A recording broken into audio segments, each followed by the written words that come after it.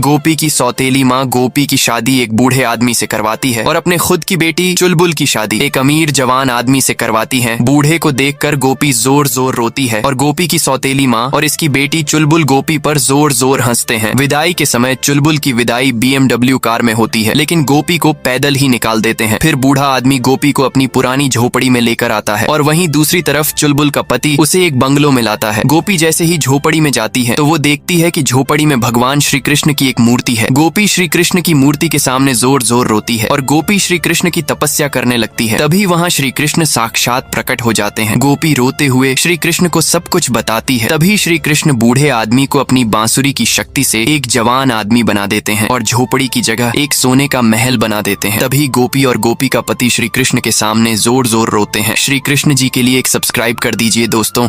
चुलबुल अपनी पड़ोसन गोपी की चाय में जादुई दवा डालकर गोपी को यह चाय पिलाकर मरमेड बना देती है। फिर गोपी को मरमेड के रूप में देखकर चुलबुल और उसका पति हंसते हुए गोपी का वीडियो बनाते हैं। चुलबुल गोपी को एक्वेरियम में भरकर लेकर चली जाती है और फिर गोपी को गहरे समुद्र में फेंककर दोनों जोर जोर हंसते हैं। फिर यह मरमेड गोपी हवा में उड़ते हुए धड़ाम से पानी में गिरती है। फिर चुलबुल और चुलबुल का पति होटल जाकर अपनी कामयाबी का केक काटते हैं। तभी यह टाइगर शार्क मरमेड गोपी के पीछे पड़ जाती है। तभी वहीं से अपने पुष्पक विमान में श्री कृष्ण और राधा जी गुजर रहे थे। तभी श्री कृष्ण मरमेड गोपी को बचाने के लिए समुद्र में कूदते हैं। श्री कृष्ण और टाइगर शार्क में जबरदस्त फाइट होता है और टाइगर शार्क मार खाकर भाग जाता है। फिर श्री कृष्ण मरमेड गोपी के ऊपर पवित्र अमृत डालते हैं और फिर मरमेड गोपी अपने रूप में बदल जाती है। फिर गोपी भगवान श्री कृष्ण के सामने हाथ जोड़कर रोते हुए सब कुछ बताती है। तभी श्री कृष्ण चुलबुल और उसके पति को केकड़ा बनाकर समुद्र में फेंक देते हैं, लेकिन श्री कृष्ण जी के लिए कोई लाइक सब्सक्राइब नहीं कर रहा।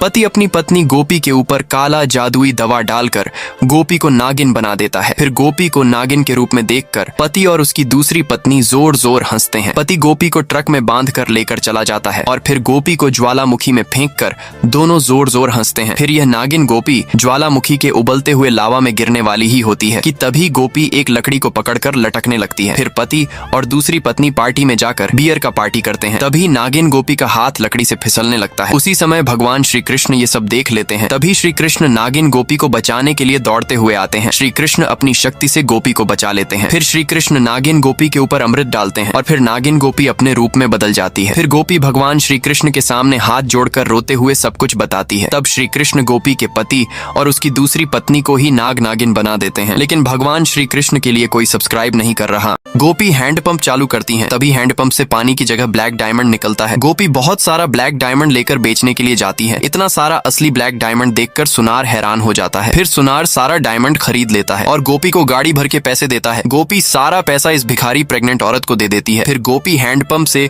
ट्रक भर के डायमंड निकालती है और गरीबों में बांट देती है। फिर गोपी और भी ज्यादा डायमंड हैंडपंप से निकालती है और एक डायमंड का बंगलो बनवाती है। कुछ दिन में गोपी का पूरा डायमंड हाउस तैयार हो जाता है। धीरे धीरे पूरा गाँव हैंडपंप से डायमंड निकालता है और डायमंड का घर बनवाता है। फिर धीरे धीरे यह गरीब गाँव डायमंड सिटी में बदल जाता है। फिर यह दोनों चोर डायमंड हैंडपंप को देख लेते हैं। फिर दोनों चोर जबरदस्ती डायमंड हैंडपंप को उखाड़कर भाग जाते हैं। तभी गोपी दोनों चोर का पीछा करती हैं, पर गोपी नीचे गिर जाती है और दोनों चोर हैंडपंप लेकर भाग जाते हैं। तभी श्री कृष्ण वहां प्रकट होते हैं और उन चोरों को मार मार कर वहां से भगा देते हैं और हैंडपंप ले लेते हैं। फिर गोपी जोर जोर रोती है। बेचारी गोपी के लिए एक लाइक कर दीजिए दोस्तों। यह चुड़ैल गोपी के ऊपर जादुई दवा डालकर गोपी को डॉल्फिन बना देती है। फिर वही दवा अपने ऊपर डालकर खुद को गोपी जैसा बना लेती है। फिर यह चुड़ैल गोपी को लेकर समुद्र के पास जाती है और गोपी को पानी में फेंककर जोर जोर हंसने लगती है। फिर चुड़ैल खूब सारा मेकअप करती है और अपने कामयाबी का जश्न मनाती है। तभी गोपी का पति ढेर सारा सोने का हार और आभूषण लेकर आता है और चुड़ैल को गोपी समझकर गले लगा लेता है। फिर पति चुड़ैल को सभी सोने के हार